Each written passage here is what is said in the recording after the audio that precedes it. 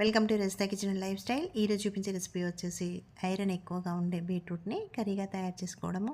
ఇలా తయారు చేస్తే చాలా సింపుల్గా టేస్టీగా కూడా ఉంటుంది. తయారు చేసుకోవడానికి అయితే 1/2 kg బీట్రూట్ని బీట్రూట్ని ముందుగా పీల్ తీసి ఈ విధంగా కట్ చేసి చిన్న చిన్న పీసెస్గా కట్ చేసుకోవాలి. కాబట్టి మనం చిన్న చిన్న పీసెస్గా కట్ చేయడానికి టైం పడుతుంది. కాబట్టి వెజిటేబుల్ చాపర్లో వేసి మనం కావాల్సిన సైజులో పీసెస్గా తయారు చేసుకోవచ్చు. ఈ విధంగా ఈ సైజులో కట్ చేసుకొని వెజిటేబుల్ చాపర్లోకి తీసుకొని మనకు కావాల్సిన సైజులో చాప్ చేసుకోవాలి. ఈ విధంగా తయారు చేస్తే కనుక పిల్లలు కూడా ఇష్టంగా తింటారు. చాలా సింపుల్గా ఈజీగా తయారు చేసుకోవచ్చు.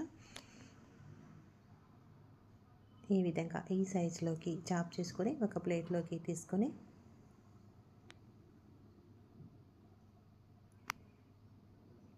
మిగిలిన బీట్రూట్ని కూడా అదే విధంగా చాప్ చేసుకొని ప్లేట్లోకి తీసుకోవాలి. ఇప్పుడు ఆనియన్ అయితే పెద్ద సైజులో ఉన్న ఒక ఆనియన్ తీసుకున్నాను. అదేవిధంగా పచ్చిమిర్చి కూడా 4 నుంచి 5 అయితే సరిపోతాయి. కారం ఎక్కువగా ఉంటే 3 నుంచి 4 తీసుకుంటే సరిపోతుంది. ఇవి తక్కువగా ఉన్నాయి కాబట్టి నేను 4 నుంచి 5 పచ్చిమిర్చిని తీసుకున్నాను. ఈ పచ్చిమిర్చిని ఆనియన్ని కూడా చాప్ చేసుకుని ఇలా ఉంచేసి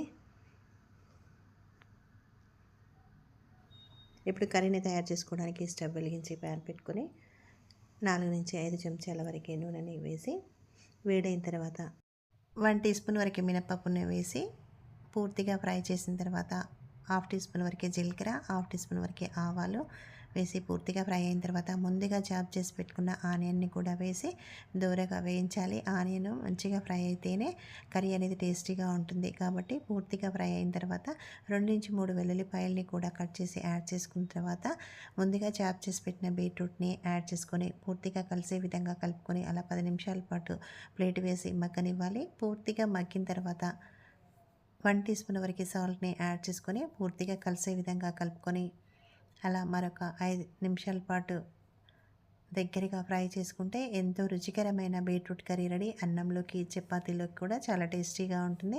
పిల్లలు కూడా ఇష్టంగా తింటారు. అక్కడక్కడ మినపప్పు అనేది పంటికి తగులుతూ ఉంటుంది కాబట్టి టేస్టీగా ఉంటుంది.